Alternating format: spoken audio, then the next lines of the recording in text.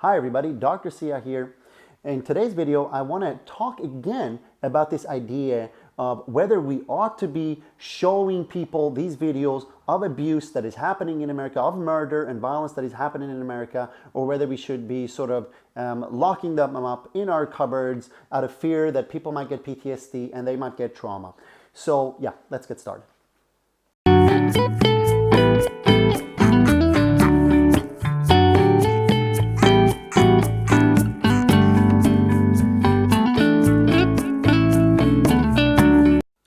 Alright, so there are basically two opposing views here, and some people take the view that yes, these videos should be shared, and some people take the view that they should not be shared. And I just wanted to clarify what these views are about so that you can make up your own opinion.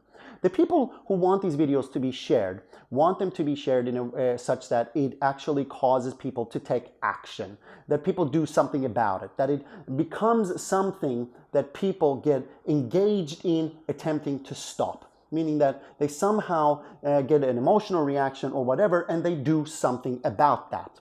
Now, the people who don't want these videos to be shared are the people who say that, it's some form of trauma porn, or it's a way to just show people what happens, and so you get the shock and then you don't do anything about it. It becomes like an obsessive watching of things as opposed to actually doing something about it.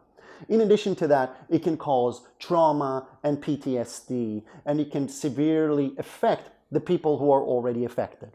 Now, within these two standing points, I think there is a lot of research to say that if we repeatedly view horrible and horrific acts, that we might get trauma through, or vicarious trauma as it's called, through learning that perhaps our world was not as beautiful as we thought, perhaps it's much more dangerous than we think, and that in a way traumatizes our minds.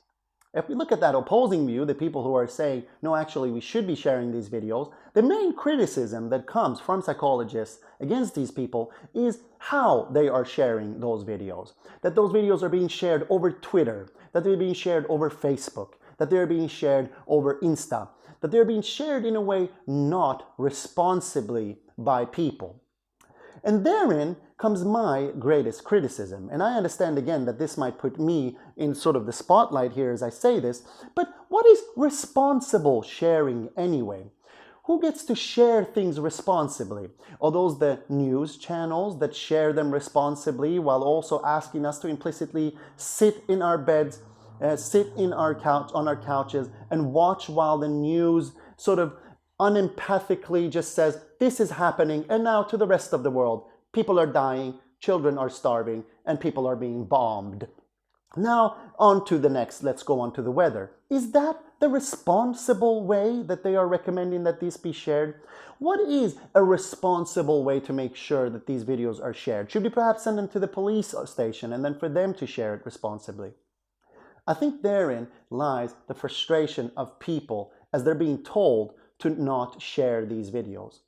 People get an emotional reaction from these videos, something happens within them, and they think that they can bring about some greater good by sharing these videos. I can sympathize with that, and I can fully understand that point of view.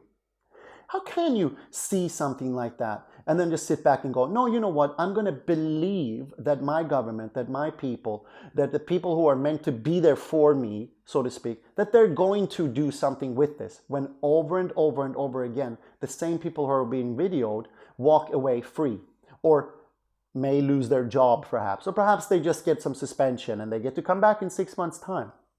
I understand that people are frustrated with this. I understand that people's minds cannot take it anymore. From a psychological point of view, there's something that happens to us when we are consistently treated with disbelief. And therein lies something that other psychologists are not talking about. The trauma of seeing things, seeing violence, they like to talk about, and how we should stay calm and keep these videos locked in drawers, they like to talk about, and how we should wait for people who are responsible to show these videos, they are talking about.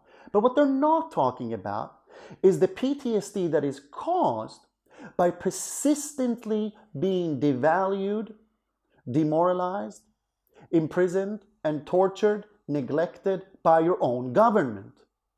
all of a sudden they forget all of the research that shows what happens to people who live in dictatorships and experience these things, who live under unjust rule, and how great that trauma is, how great that PTSD is.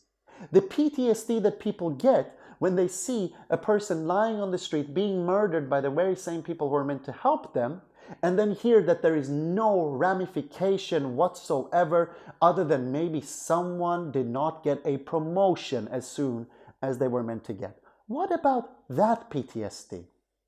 It looks like in terrible times, whether we go this way, meaning that we don't post, or whether we go that way, that we post and do something about it, trauma will happen. People will be shocked either way.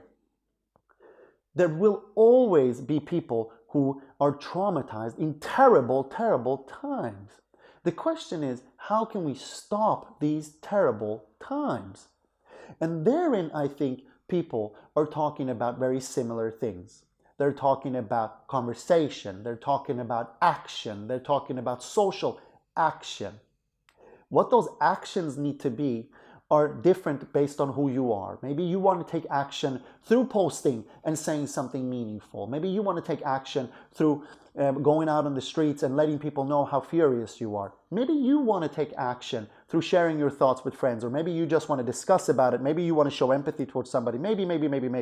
But I think one thing that we can all agree about is it's not just about posting. It's not just about sitting back and waiting for things to happen at the right time by the right people. And these people don't exist, by the way, not in America at least. So what are we then waiting for? We shouldn't be waiting. We could be doing something about this. And what we need to be doing is what makes sense. What do we do when we are under a government who doesn't really care about us and about our opinions and neglects us and doesn't see us for who we are?